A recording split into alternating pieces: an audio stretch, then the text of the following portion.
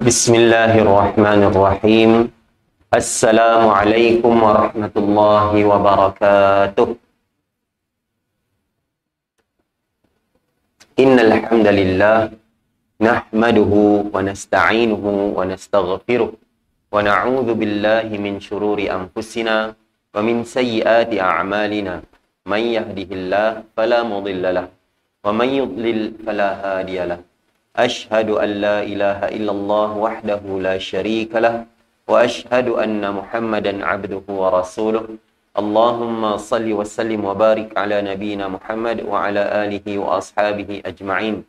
Ya ayyuhalladzina amanu taqullaha haqqa tuqatih wa la tamutunna illa wa antum muslimun. Wahai orang-orang yang beriman, bertakwalah kepada Allah dengan sebenar-benar takwa, dan janganlah kalian mati melainkan dalam keadaan beragama Islam. Rabbi shrah li sadri wa yassir li amri wahlul 'uqdatam min lisani yafqahu qawli, amma ba'd. Yang saya muliakan Tuan Imam, Tuan Bilal, AJK Surau, dan seterusnya muslimin yang dirahmati Allah sekalian. Alhamdulillah, insyaAllah pada hari ini kita menyambung kembali perbincangan kita daripada buku Al-Adabul Mufrad yang ditulis oleh Imam Bukhari rahimahullah, dan kita masih lagi pada topik yang kita bincangkan pada minggu lepas, iaitu tentang Al-Haya, sifat malu. Baik, maka antara perkara yang mungkin sedikit update lah tuan-tuan berkenaan dengan isu Palestin Israel ni,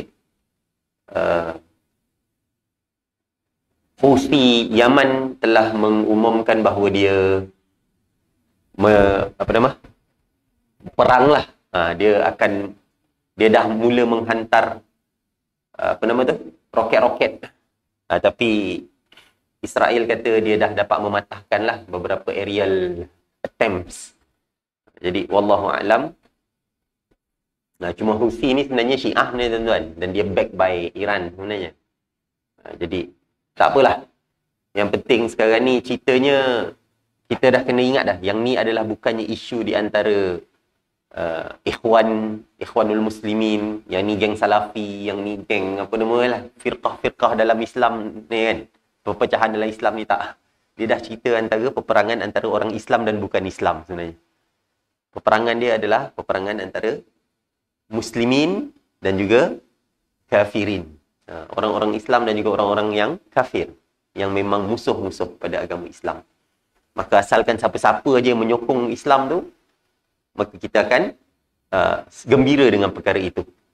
Seperti mana orang Islam dahulu mereka menyokong, suka kepada orang-orang Nasrani, dan mereka benci kepada orang-orang Parsi. Sebab orang Parsi ni orang Majusi. Mereka ni menyembah api. Manakala orang Nasrani ni dia menyembah Allah.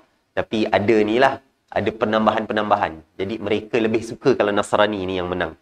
Pada zaman Nabi SAW. Jadi sebab tu mereka suka apabila Rom yang lebih menang berbanding daripada Parsi. Jadi kita ni, dia tak ada dah isu, aku tak sokong mana-mana lah, aku neutral. Tak boleh dah tuan-tuan. Siapa-siapa yang membiarkan penindasan dengan alasan dia kata dia neutral, bermaksud dia termasuk dalam kalangan orang yang menindas. Iaitu bila nampak ada orang kena pukul kan depan mata kita, dan kita ni pula ada kuasa untuk meleraikan, tapi kita pun kata apa? Aku tak campur lah. Yang ni urusan masing-masing. Maka kita juga termasuk dalam kalangan orang yang menindas. Sebab itulah Nabi SAW menyebutkan apa dia? Man ra'a minkum munkaran falyughayyirhu biyadihi. Barang siapa yang melihat kemungkaran, maka hendaklah dia ubah dengan tangannya. Fa illam yastati' fa bilisani. Kalau dia tak mampu, maka dia kena ubah dengan lidah dia. Dia kena tegur kemungkaran tersebut. Fa illam yastati' fa biqalbi. Wa dzalika adhaful iman. Dan kalau dia tak mampu, dia hendaklah cuba untuk ubah dengan hatinya, iaitu hatinya tidak bersetuju dengan apa yang berlaku. Dan itu adalah selemah-lemah iman. Jadi kita kena pula dekat Malaysia ni, tak apalah, sebut je lah. Dekat Malaysia ni, jadi isu besar pula, terutama kat Sarawak antara tuan-tuan. Solidariti dekat sekolah tak dibenarkan. Ni pening juga. Tak dibenarkan untuk buat kempen solidariti Palestin dekat sekolah. Bukannya KPM suruh buat. Tapi ada kalangan-kalangan rakyat Malaysia yang bukan Islam yang tak bersetuju dengan benda ni. Dan dia kata benda ni isu ekstremism. Tak perlu bawa tak perlu nak bawa kepada budak-budak tentang benda ni. Nak pakai pakaian Hamas lah kan. Maka dia kata yang ni militan. Sedangkan kita dekat Malaysia ni, kita memanggil Hamas ni sebagai apa? Pejuang. Pejuang Hamas kita panggil kan. Walaupun kita tak setuju ke apa, tak kisahlah. Itu cerita lain lah. Tapi mereka ni adalah pejuang. Yang mana mereka ni berjuang sebab apa? Dah 70 tahun lebih dah. Mereka ni telah ditindas. Dah 70 tahun dah kena tindas macam tu. Maka takkanlah tak buat apa-apa. Kita orang parking depan rumah kita, tiba-tiba tak alih kereta pun kita buat apa? Marah sungguh dah. Hajar betul orang ni parking kat depan rumah. Tak alih pula. Macam mana orang nak keluar? Baru parking kereta tuan-tuan. Tiba-tiba jiran sidai, Toto, dekat pagar rumah kita. Macam ni. Marah juga kita. Ni apa sih, dah padah apa semua, tiba-tiba aja ambil. Tiba-tiba aja angkah.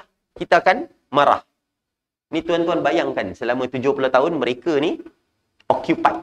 Mereka diambil tanah mereka. Daripada tahun 1948. Peristiwa Nakbah. Orang Palestin panggil Nakbah. Ataupun kita panggil katastrofi. Satu, disaster lah. Benda yang musibah yang sangat-sangat besar. Nakbah. Itu maksudnya. Jadi, tahun 48 tu dah kena ambil dah. Masa tu 70% tanah Palestin diambil. Tahun 48 dah 70%. Maka tinggallah makin lama, makin sikit. Dan akhirnya tinggallah sekarang ni yang kita sebut Gaza tu. Saya minggu lepas saya tersalah sebut. Gaza ni dia punya buka dia adalah 6 ke 12 kilometer. Maksudnya bukan jalan kaki, naik kereta lah. Naik kereta tu dalam 10 minit. Habis dah Gaza. Kalau kiri ke kanan. Kalau atas ke bawah 40 kilometer, 41 kilometer. Dalam setengah jam ke 40 minit. Habis dah. Sitok sampai ni.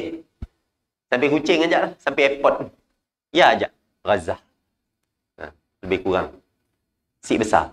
Nang kecil aja. 40 kilo atas sikit lah. Sampai Padawan kali nak. Lebih kurang. Dari situ. Ya aja. Gaza. Yang mana berapa ramai orang tinggal kat situ? 2 juta. Sekarang ni dah berapa orang dah meninggal? Lebih 7,000.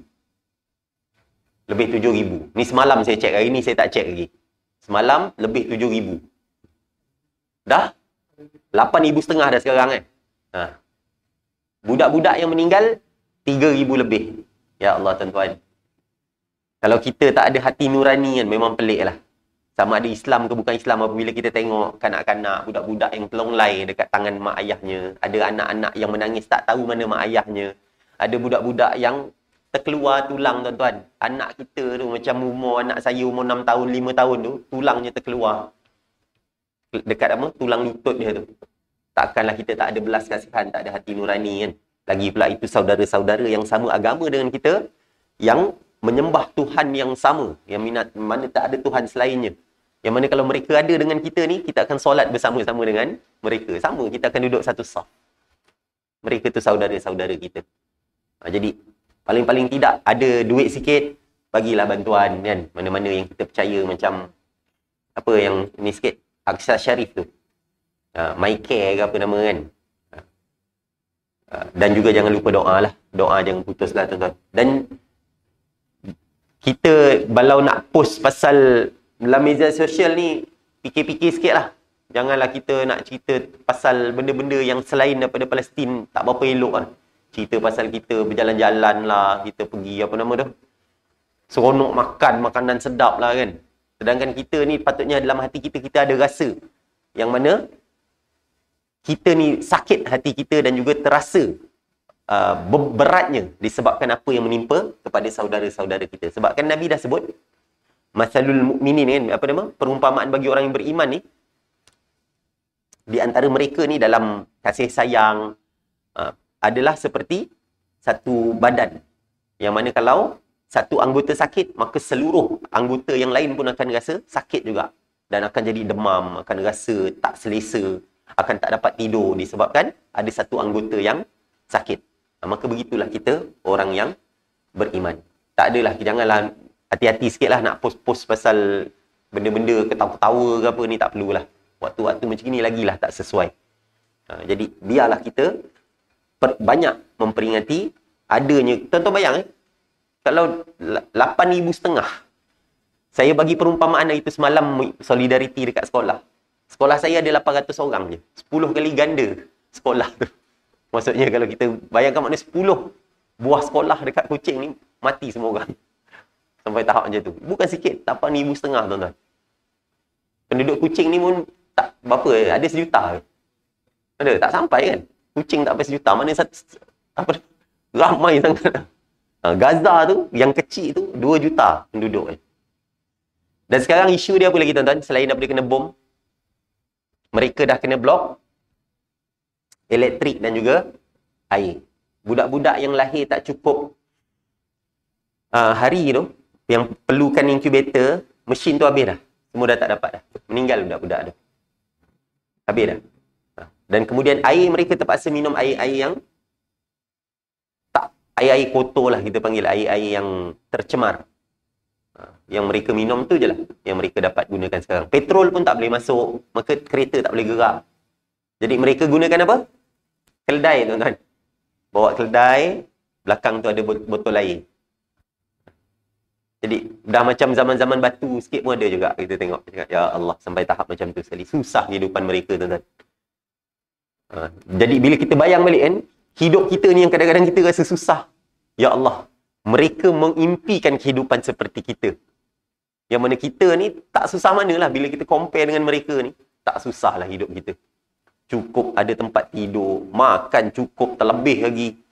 Kan, anak-anak sehat, apa semua. Jadi, ingatlah mereka dalam doa kita, insya-Allah. Baik, kita masuk kepada bab al-haya' tadi, bab sifat malu.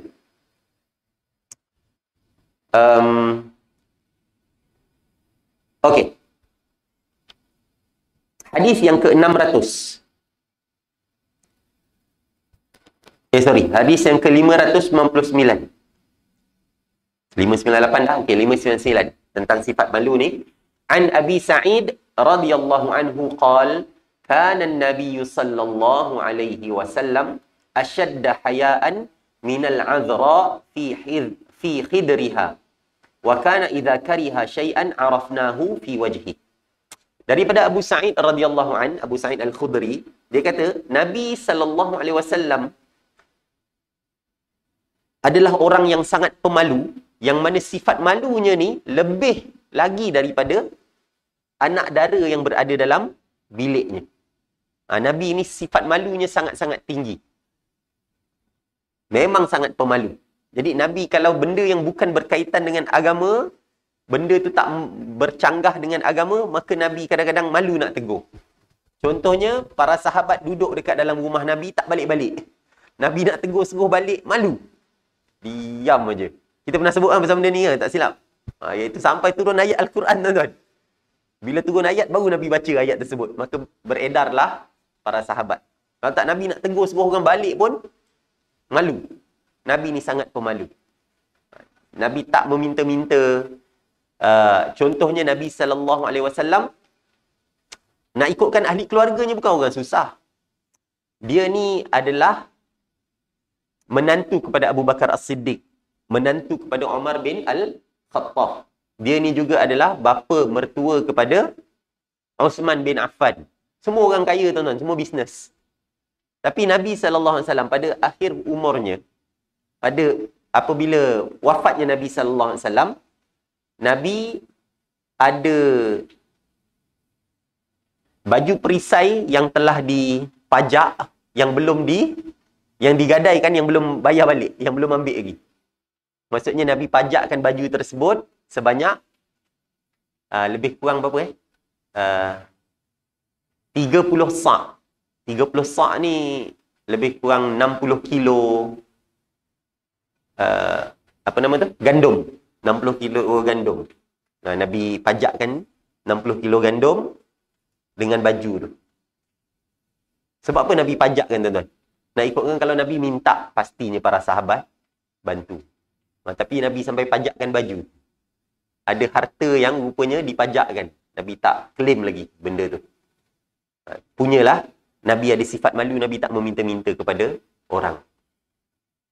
Masyarakat kita pula macam mana?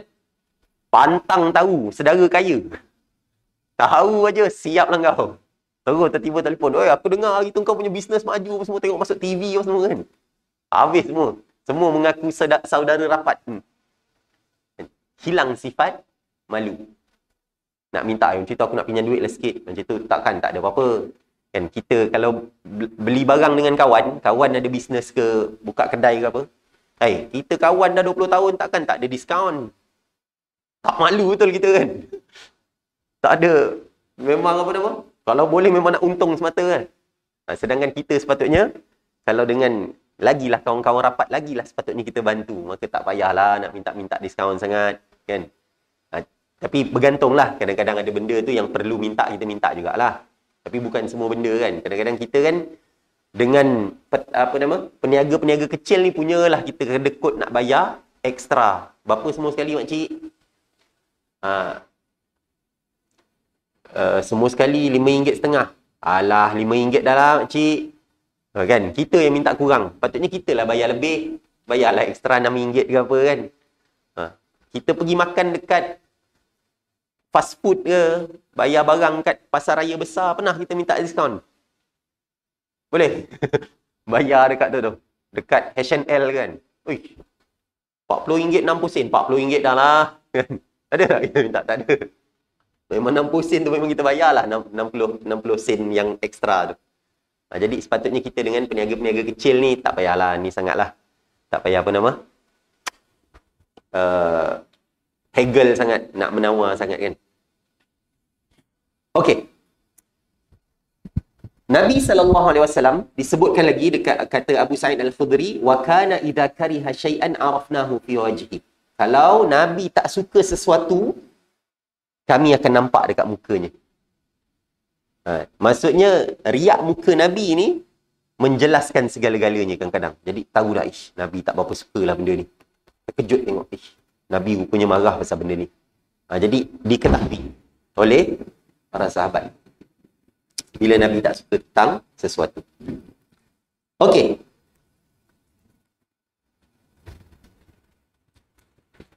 Hadis yang seterusnya, hadis yang ke-600, Uthman wa Aisyah radhiyallahu anhuma. Daripada Uthman dan Aisyah radhiyallahu anhuma, moga Allah meridai mereka berdua, anna Abu Bakrin radhiyallahu anhu ista'zana ala Rasulillah sallallahu alaihi wasallam wa huwa muttaji'un ala firashi Aisyah labisan mirta Aisyah. Kata Uthman dan juga Aisyah, dua orang ni yang meriwayatkan hadis ni, satu ketika tu Abu Bakar As-Siddiq, moga Allah meridainya radhiyallahu an, meminta izin untuk bertemu dengan Nabi sallallahu alaihi wasallam. Pada waktu itu Nabi sedang berbaring di atas katil Aisyah. Nabi dekat rumah Aisyah, dekat atas katil Aisyah, dan juga Nabi memakai jubah Aisyah. Nabi pakai macam penutup Aisyah. Nabi pakai benda tu. Fa'adina li Abi Bakrin wa huwa kadzalik. Dan kemudian Nabi memberi keizinan untuk Abu Bakar masuk dalam keadaan Nabi, dalam keadaan macam tu. Nabi baring ke apa ke. Jadi Abu Bakar datang, Nabi izinkan untuk masuk, jumpalah. Nabi, maksudnya Abu Bakar bertemu dengan Nabi SAW dalam keadaan sedemikian. Faqada ilaihi hajatahu thumma ansarafa. Kemudian Nabi memenuhi kehendak Abu Bakar. Adalah Abu Bakar minta sesuatu ke apa benda ke, ataupun menceritakan sesuatu ke, atau tanya soalan ke apa, tak disebutkan. Kemudian Nabi pun memenuhi hajatnya, apa dia yang diminta. Kemudian dia pun balik. Dia pun beredar. Abu Bakar pun beredar. Thumma sta'zana Umar radhiyallahu anhu fa'adhina lahu wa huwa kadzalik. Kemudian Umar pun meminta izin untuk bertemu dengan Nabi sallallahu alaihi wasallam. Lalu Nabi pun mengizinkan Umar untuk bertemu dengannya dalam keadaan Nabi begitulah. Iaitu dekat atas katil Aisyah tadi. Faqada ilaihi hajatahu thumma ansaraf. Kemudian Nabi pun memenuhi hajatnya, apa sahaja yang dia minta tu. Kemudian Umar pun beredar. Qala Uthman. Uthman pun berkata, thumma sta'zantu alaihi fajalasa wa qala li Aisyah ijma'i ilaiki thiyabaki. Kemudian Uthman pun meminta izin, kata Uthman. Kemudian aku meminta izin untuk masuk bertemu. Jadi Nabi pun duduk. Dan Nabi kata pada Aisyah, betulkan baju. Baju tu betulkan. Betulkan baju apa semua. Qala faqadaitu ilaihi hajati. Kemudian kata Uthman, apa yang aku perlukan, Nabi penuhi. Thumman saraftu. Kemudian aku pun beredar, kata Uthman. Faqalat Aisyah. Kemudian Uthman kata Aisyah, Ya Rasulullah, lam araka fazi'ta li Abi Bakrin wa Umar radhiyallahu anhuma kama fazi'ta li Uthman.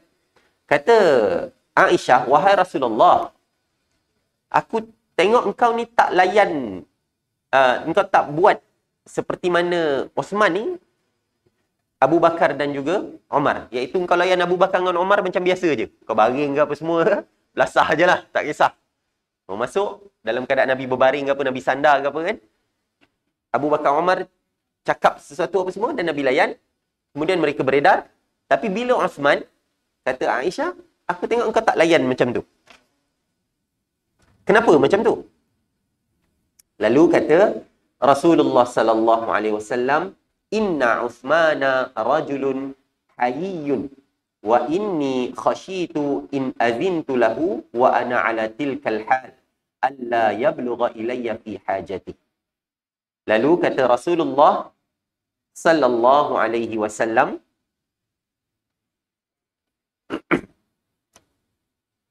Uthman ni adalah lelaki yang pemalu. Dan aku risaulah, aku takut kalau aku bagi dia masuk dalam keadaan aku baring tadi, nanti dia tak nak bagi tahu apa hajat dia.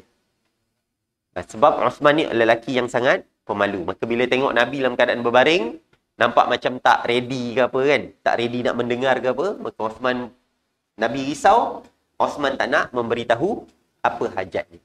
Ni Uthman bin Affan, bagaimana layanan Nabi terhadapnya. Okey, kita sebut sikit tentang Uthman radhiyallahu an. Uthman radhiyallahu an adalah khalifah yang ketiga. Selepas Abu Bakar dan juga Umar, Uthman bin Affan radhiyallahu an, dia ni adalah khalifah yang ketiga. Dan dia adalah antara manusia yang terbaik yang hidup pada zaman Nabi sallallahu alaihi wasallam selepas Abu Bakar dan Umar.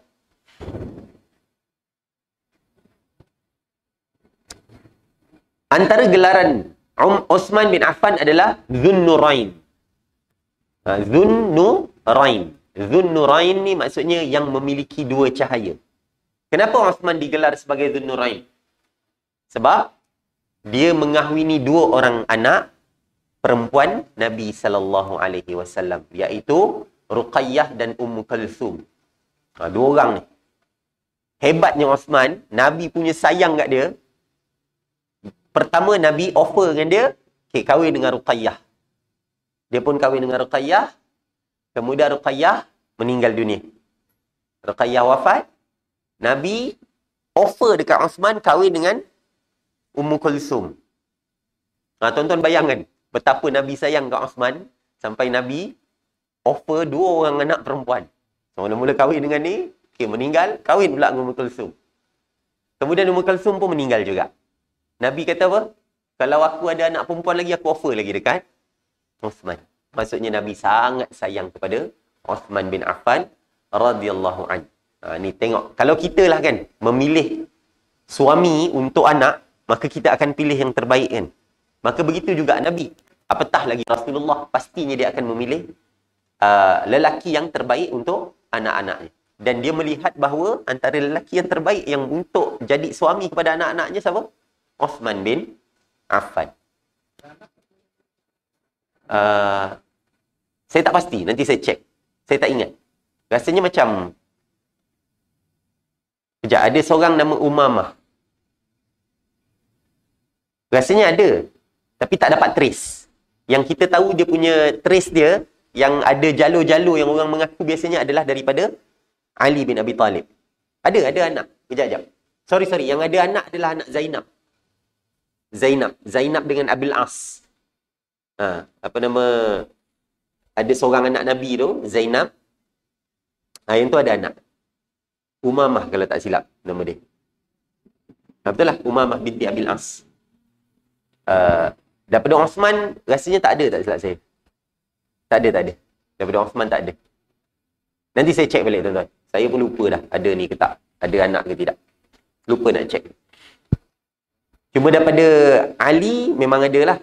Ada Hasan Hussein yang paling famous kan. Tapi sebenarnya ada lagi anak-anak yang lain daripada ni juga. Daripada apa nama? Fatimah juga. Okey. Uthman radhiyallahu an adalah di antara penduduk syurga yang hidup di bumi. Dalam hadis Nabi SAW, kata Abu Musa al-Ash'ari, Nabi SAW masuk ke sebuah kebun. Wa amarani bihifzi babil haid. Dan Nabi memerintahkan aku untuk jaga pintu kebun tu. Maksud macam Nabi jalan-jalan, kemudian Nabi duduk masuk kat satu kebun tu, Nabi kata kat Abu Musa, kau jaga ni lah tempat ni. Tengoklah siapa yang masuk apa semua kan. Perhatikan. Lepas tu kalau ada orang datang, maka dia akan bagi tahu pada Nabi. Minta izin pada Nabi. Ni kita panggil sebagai bawab, orang yang jaga pintu. Tapi bukan sentiasa tuan-tuan. Rumah Nabi tak sentiasa ada penjaga pintu tak. Kebiasaannya tak ada penjaga pun. Siapa-siapa je boleh pergi kat rumah Nabi ketuk. Assalamualaikum ya Rasulullah. Nabi pun keluar. Ada. Dalam hadis beberapa banyak kali disebutkan bahawa siapa-siapa nak datang jumpa Nabi boleh jumpa je. Kita boleh buat macam tu tak dengan ni pemimpin kita tuan-tuan? Susahlah kot. Mungkin ada, tapi biasanya susahlah. Tak boleh lah main ketuk-ketuk aja kan. Jumpa ni boleh lah kot. Jumpa apa nama? KK boleh lah. Main ketuk kan. Jumpa KK senang sikit lah. Tapi kalau jumpa macam contoh kata nak jumpa YB ke apa, ahli parlimen ke apa, susah sikit lah kot. Biasanya kita kena apa nama? Mungkin kena minta izin dululah. Ada dia punya guard dia lah kat depan kan. Baik. Kemudian datang seorang lelaki untuk masuk. Nabi pun sebut, Nabi kata, "Idzan lahu wa basyirhu bil jannah." Izinkan dia masuk dan bagi tahu, beritakan kepada dia bahawa dia ni masuk syurga. Nabi bagi tahu ada seorang lelaki ni datang. Lepas tu bila tengok, rupanya lelaki tersebut adalah Abu Bakar As-Siddiq. Summa jaa akhar yasta'dinu faqala idzan lahu wa basyirhu bil jannah. Kemudian datang seorang lelaki lagi, Nabi pun cakap, izinkan dia masuk dan beritahu pada dia khabar gembira bahawa dia akan masuk syurga. Bila tengok tu, Umar rupanya. Umar pun masuk, diberitakan masuk syurga. Thumma jaa akhar yasta'dinu fasakata hunayhatan. Thumma qala idzan lahu wa basyirhu bil jannah ala balwa satusibuh. Kemudian datang seorang lelaki lagi meminta untuk diizinkan masuk. Nabi terdiam sekejap. Kemudian Nabi kata apa? Izinkan dia masuk. Kemudian beritakanlah kepada dia bahawa dia akan masuk syurga disertai dengan ujian yang menimpanya. Nabi tambah lagi. Nabi bukan setakat cakap dia ni masuk syurga, tapi Nabi kata dia ni akan masuk syurga beserta dengan ujian yang menimpanya. Ternyata lelaki tersebut adalah Uthman bin Affan radhiyallahu anhu. Kenapa Nabi sebut macam tu pada Uthman? Disebabkan Uthman pada akhir usianya, dia ni mula 6 tahun yang pertama. Uthman menjadi khalifah selama 12 tahun tuan-tuan. 6 tahun yang pertama 12 tahun. 6 tahun. Abu Bakar 2 tahun. Jadi ni sekejap je. Omar 10 tahun. Osman 12 tahun. Ali saya tak ingat. Ali pendek lagi sikit. Lebih kurang dalam, tak ingat, saya tak ingat. Nanti saya cek. Yang saya ingat Osman sebab dia apa? 6 tahun pertama, okey, tak ada masalah. Tapi bila 6 tahun yang kedua, bila empire Islam semakin besar, maka apa jadi? Mula ada suara-suara yang tak bersetuju dengan pemerintahan Osman. Yang kata Osman ni lantik, kroni. Banyak lantik daripada daripada Bani Umayyah. Bani Umayyah ni Bani Osman lah, keluarga Osman. Padahal tak pun macam tu. Tapi orang buat. Maka dia banyak terkena kepada fitnah-fitnah macam tu. Dan kemudian pada akhir usianya, Osman ni dikepung dekat rumahnya, tak boleh keluar. Sampai Osman kata, aku nak minum air pun kau tak bagi. Padahal air tersebut, telaga tu aku yang beli. Osman cakap, aku yang beli telaga tu. Dan telaga tu masih ada lagi sekarang, tuan-tuan. Yang Osman beli daripada Yahudi tu, dia beli, ni bijak lah Osman, tuan-tuan. Yahudi tu ada telaga air. Jadi biasanya dia jual air kepada orang Islam. Jadi Osman pergi jumpa dengan Yahudi ni, Osman ni kata apa? Macam ni lah, aku beli kau punya telaga, aku beli ikut hari je. Aku beli separuh. Jadi, satu hari ni engkau guna, satu hari lagi aku punya. Dia buat macam tu, perjanjian dia. Memula Yahudi ni tak nak lah. Lala dia beli dengan harga yang mahal. Yahudi ni pun terimalah. Dia pun bayar. Jadi apa jadi? Dah tak ada dah orang Islam yang ambil air pada hari Yahudi tu punya giliran. Pada hari giliran Osman, free. Ambil lah sebanyak-banyaknya, kata Osman. Maka orang pun ambil lah. Masa hari Yahudi tu dia tak beli lah. Lama-lama apa jadi dengan Yahudi tu? Feras lah. Dah lah aku jual semualah. Kau ambil terus lah. Maka dia pun jual. Dan telaga tersebut masih ada sampai sekarang. Osman ni dia punya apa kita panggil? Sedekah dia. Dia punya amal jariah dia berkekalan sehingga hari ini. Dan dikatakan, wallahualam saya tak pasti betul ke tak, tapi dikatakan bahawa dia ni antara orang yang masih ada akaun. Kerajaan Saudi buatkan akaun untuk dia. Sebab banyak sangat duit masuk, maka memang dia ni ada dia punya duit-duit dia yang masih mengalir lagi lah. Daripada zaman dia hidup tu sampai ke sekarang. Masih ada lagi. Kelebihan orang kaya, tuan-tuan. Pahala yang berkekalan daripada hasil amal jariah dia.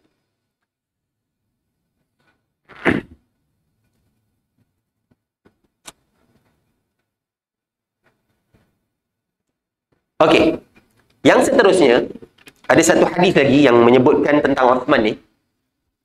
Hadis yang ke-603. Hadis ni lebih kurang macam tadi, tapi dia sebut benda lain lagi. Kita sebut yang ni dulu. An Aisyah radhiyallahu anha qalat, kana an-nabiy sallallahu alaihi wasallam muttaji'an fi baiti, kashifan an fakhidhihi aw saqaihi. Fasta'dhana Abu Bakr radhiyallahu anhu. Kata Aisyah, Nabi, satu ketika tu Nabi sedang baring di dalam rumahku, dalam bilik aku. Kemudian pehanya ataupun apa nama benda ni, betisnya terbuka. Nampak peha ataupun betis. Fasta'dhana Abu Bakar. Abu Bakar meminta izin untuk bertemu dengan Nabi. Fa'adhina lahu kadzalik. Lalu diizinkan dalam keadaan Nabi begitu. Maksudnya terbuka sama ada pehanya ataupun betisnya. Nampak.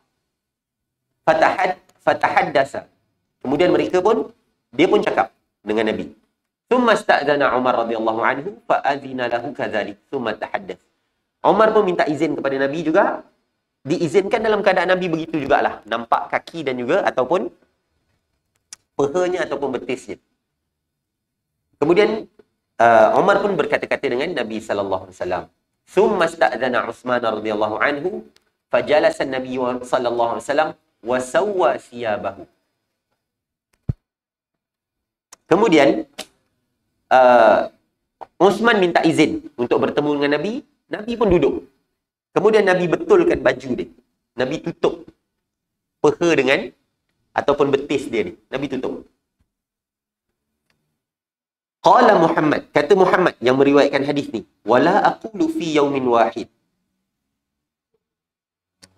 Aku tak kata itu adalah hari yang sama. Maksudnya mungkin hari yang berbeza ke apa semua, benda ni berlaku. Tapi Nabi betulkan bila nampak peha ataupun betis ni. Fadakhala fatahaddath. Kemudian Uthman pun masuk dan kemudian Uthman pun cakap dengan Nabi. Falamma kharaja qalat. Apabila Uthman keluar, Aisyah pun berkata, "Qultu ya Rasulullah, dakhala Abu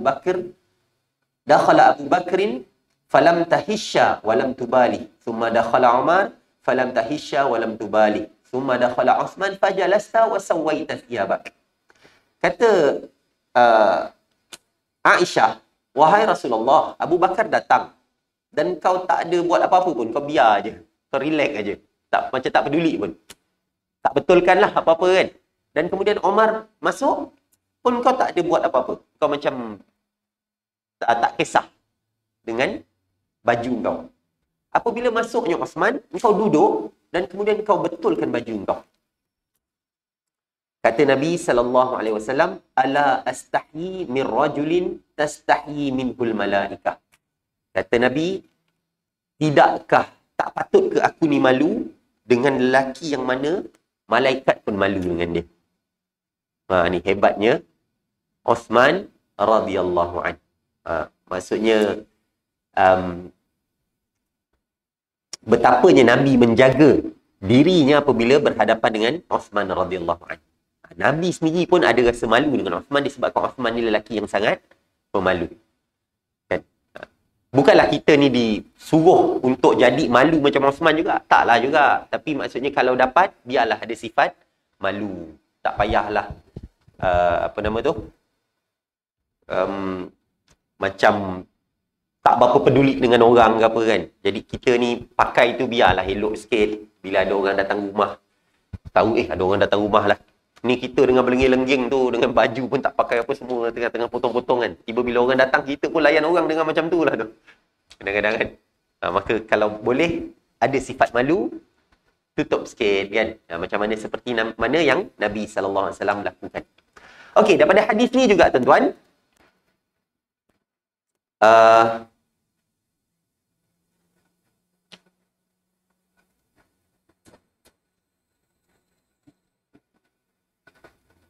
beberapa ulama mengambil daripada hadis ni menunjukkan bahawa peha ni bukan aurat. Sebab itulah ada sebahagian mazhab yang menganggap peha bukan aurat disebabkan hadis ni. Tapi memang ada hadis Nabi SAW yang lain yang menunjukkan di antara pusat dengan lutut tu adalah aurat. Ada hadis Abu Daud. Tapi ada juga yang menunjukkan bahawa kata ada waktunya Nabi tak tutup peha, maka menunjukkan peha bukan aurat. Ada juga yang berpendapat sedemikian. Seperti mana yang kita sebutkan sebelum ni, iaitu mazhab Malik. Contohnya, pada pendapat mereka, peha bukan aurat. Pada pendapat mereka. Apa dia? Imam Malik. Tapi lebih selamat, tutuplah tuan-tuan. Especially kita ni duduk dekat Malaysia yang bermazhab Syafi'i. Jadi tutuplah. Tak elok juga tuan-tuan. Kita tengok Tok Imam dah jalan pakai seluar katok. Kan? Saya mazhab Malik. Susah juga. Jadi kita tutup paling-paling tidak pakai seluar yang 3 suku tu lah. Saya pun pakai kak yang tutup sampai dekat bawah lutut tu kan. Biasanya untuk running ke, untuk sukan ke apa ke, saya pakai yang tu. At least kita keluar daripada khilaf lah. Yang tu paling selamat. Tutup terus sampai ke lutut. Lutut pun kita tutup.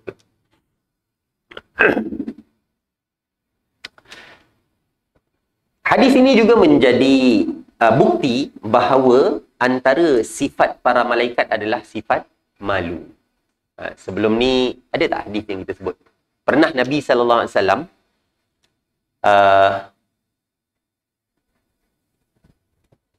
tidur dengan Aisyah.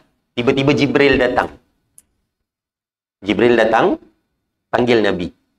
Dan Jibril tak masuk. Kenapa Jibril tak masuk? Sebab Aisyah dah buka tudung dia. Dan nak tidur. Tidurlah dengan Nabi SAW. Jadi bila Nabi tengok Aisyah macam dah tidur, Nabi pun slow-slow, Nabi bangun, Nabi ambil kasut, ambil selipar, ambil jubah dan sebagainya, pelan-pelan keluar. Tapi sebenarnya Aisyah tak tidur. Aisyah perhatikan. Sebab tu dia boleh riwayatkan hadis ni. Jadi bila Nabi keluar tu,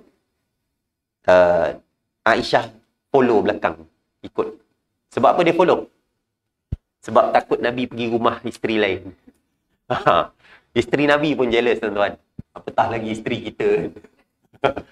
Isteri Nabi pun jealous. Tengah malam tu, Nabi keluar. Cakap, aku takut dia pergi rumah isteri lain ni. Maka Aisyah pun ikutlah. Bila tengok rupanya Nabi pergi ke Baqi'. Nabi doa dekat Baqi'. Nabi, apa nama? Jibril panggil, berdoa dekat Baqi'. Kemudian bila Nabi pulang, Nabi nampak Aisyah. Nabi nampak ada lembaga hitam. Nabi pun jalan laju, lembaga hitam tu makin laju. Nabi lari, dia pun lari juga. Lepas tu Aisyah sampai dekat rumah dululah. Bila sampai, Nabi pun masuk-masuk kat rumah. Nabi kata, apa nama? Ma zakiya Aish. Apa kena dengan kau ni, wahai Aish? Sebab apa? Tercungak-cungak lah. Lari kan. Lepas lari tercungak. Nabi pun tanya, apa kena ni? Rupanya Aisyah pun lala bagi tahulah. Nabi pun cakap, takkanlah aku nak menipu, takkanlah aku nak curang pada kau, padahal ni memang giliran kau. Takkan aku nak pergi rumah orang lain. Nabi pun ajarkan yang sebenarnya Nabi pergi ke sana, Nabi berdoa untuk orang-orang muslimin yang meninggal dekat Baqi' tu. Nabi berdoa kat sana. Dah masuk waktu Dah, kita azan.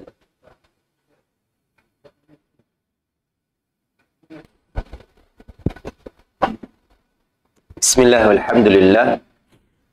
Baik, daripada hadis yang kita bincangkan tadi berkenaan dengan sifat malu, maka ketahuilah bahawa sifat malu ni adalah sifat yang terpuji, yang sangat-sangat baik, yang sepatutnya ada pada umat Islam. Iaitu kita terutamanya malu untuk melakukan dosa, ataupun malu untuk walaupun perkara-perkara yang halal, yang boleh, tapi kena ada rasa malu. Maka paling cantik adalah apabila kita ada sifat malu walaupun dalam melakukan perkara-perkara yang harus. Kan, meminta-minta kepada manusia contohnya, rasa malulah nak minta. Apa nama? Jadi, benda tu adalah benda yang baik. Akan tetapi, kita juga kena tahu bahawa ada juga malu yang tercela. Malu yang tak baik. Ada. Iaitu malu yang tercela ni apabila dia menghalangi kita untuk mendapatkan ilmu yang benar ataupun mendapatkan ilmu agama. Untuk melakukan sesuatu yang betul. Sebab itulah para ulama salaf menyebutkan la yanalul ilm mustahyin wala mustakbir. Orang yang pemalu tu tidak akan dapat ilmu. Begitu juga dengan orang yang sombong. Ilmu tu tak akan sampai kepada orang yang pemalu dan juga orang yang sombong. Jadi dua benda ni yang akan menghalang seseorang itu dapat ilmu. Betul tak? Memang betul pun. Bila malu maka kita tak nak tanya. Tak faham kan? Tapi nak tanya malu. Tak apalah kang, nanti tanya kan nanti orang cakap kita ni bodoh pula. Sebab banyak tanya. Rupanya kawan yang lain pun sama juga. Tak tahu apa. Tapi sebab yang lain malu. Maka sebaiknya adalah bila tak tahu, tanya. Dan juga yang kedua adalah sombong. Ni sifat yang paling buruk juga. Iaitu apabila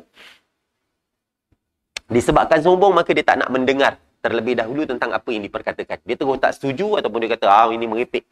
Disebabkan sifat sombongnya. Kita lihat bagaimana Ummu Sulaim radhiyallahu anha bertanya kepada Nabi sallallahu alaihi wasallam. Kata Ummu Sulaim, "Ya Rasulullah, innallaha la yastahi minal haqq." Wahai Rasulullah, sesungguhnya Allah tu tak rasa malu daripada kebenaran. Dia nak tanya sesuatu ni. Sebenarnya benda tu malu. Tapi tanya juga sebab apa? Sebab Allah tak malu daripada perkara yang benar. Maka Ummu Sulaim pun tanya, "Fahal 'alal mar'ati ghusl idza talamat?" Kata Ummu Sulaim, wajib mandi tak bagi perempuan tu kalau dia mimpi basah? Nabi pun kata, "Na'am idza ra'atil ma." Ya, kena mandi sekiranya dia melihat adanya air. Ada air mani lah. Maksudnya ada air keluar, maka dia kena mandi. Kan nak tanya dengan Nabi ni kan benda yang malu. Tapi tanya jugalah. Maka macam itulah juga kadang-kadang tuan-tuan. Terutamanya cikgu-cikgu yang mengajar pendidikan kesihatan. Saya kebetulan saya mengajar pendidikan kesihatan. Jadi nak kena ajar tuan-tuan pasal benda-benda macam gini ni. Malu kita nak sebut dengan budak-budak ni kan. Walaupun budak, tapi dah darjah 6 apa semua kan. Kita nak sebut pasal apa benda perubahan badan, apa benda yang akan berlaku. minat kepada lelaki dengan perempuan sama-sama minat ni, benda ni akan muncul. Kena ajar. Dan lalas kita fikir apa? Kalau kita tak ajar, dia akan dapatkan information daripada tempat lain yang kita takut ia adalah info yang salah. Jadi, nak tak nak kita lah yang kena bagi pendedahan kepada anak-anak tu. Jadi, ini juga tugas ibu bapa. Contoh yang lain, ada seorang lelaki. Ni Abu Musa Al-Asy'ari. Waktu tu, satu ketika, kaum Muhajirin dan Ansar, mereka berselisih pendapat berkenaan dengan batasan jima' yang mewajibkan mandi. Tahap mana yang sampai wajib mandi ni? Waktu tu mereka tak jelas. Jadi bergaduh. Kata Ansar, tak wajib mandi kalau tak ada mani yang keluar. Muhajirin pula kata, wajib mandi kalau suami dan isteri dah bercampur. Bercampur badan walaupun tak keluar mani. Jadi Abu Musa Al-Asy'ari ni pun tengok macam mana tak settle-settle ni, dia pun waktu tu bertemu dengan isteri Nabi sallallahu alaihi wasallam. Jumpa dengan Aisyah, "Ya ummah, wahai mak." Dia panggil wahai ibu sebab Aisyah kan ibu orang yang beriman. "Aku ni ada soalan nak tanya tentang sesuatu, tapi aku malu." Lalu kata Aisyah, "La tastahi an tas'alani amma kunta sa'ilan anhu ummak allati waladatka." Engkau jangan malu. Tanyalah seperti mana engkau nak tanya pada mak yang melahirkan engkau. Dan aku ni mak engkau juga. Kata Aisyah. Jadi kata, dia pun bertanyalah apa yang mewajibkan mandi. Lalu Aisyah pun berkata apa? "Idza jalasa baina sya'biha al-arba' wa masal al-khitan faqad wajaba al-ghusl." Kata Aisyah, jika seorang lelaki duduk di antara 4 anggota badan isterinya, kemudian 2 kemaluan saling bertemu, maka wajib mandi. Iaitu apabila adanya masuknya kemaluan ke dalam kemaluan, maka wajib mandi walaupun tak keluar air mani. Tengok tuan-tuan, kalau ikutkan malu nak tanya benda ni kan. Tapi Abu Musa Al-Asy'ari belasah juga tanya pada Aisyah. Malu nak tanya, tapi kalau tak tanya sampai bila-bila tak tahu. Maka dia pun tanya. Maka inilah antara malu yang tercela apabila kita malu nak bertanya, apabila kita tak ada info. Dan kita tak faham, lalu tak apalah kalau tanya malu. Biar je lah. Lalu apa jadi? Kita sentiasa hidup dalam keadaan tak tahu. Ini malu yang tercela. Maka yang paling baik adalah malu pada tempat yang betul, pada situasi yang betul. Kalau pada ilmu, maka jangan malu. Hendaklah kita bertanya apabila kita tak faham. Baik, jadi kita berhenti dulu setakat ni insyaAllah. Saya mohon maaf banyak. Ambil masa sikit. 10 minit lah, okey lah ni. InsyaAllah kita bertemu pada minggu hadapan. Mudah-mudahan Allah kurniakan kepada kita sifat malu, terutamanya apabila nak melakukan dosa kepadanya, dan juga mengurniakan kepada kita sifat malu seperti mana malunya Uthman radhiyallahu anhu. Jadi kita berhenti dulu setakat ni. Aqulu qawli hadza wa astaghfirullahal azim li wa lakum. Assalamualaikum warahmatullahi wabarakatuh. Subhanallah bihamdi, subhanakallahumma bihamdika, asyhadu an la ilaha illa anta, astaghfiruka wa atubu ilaik.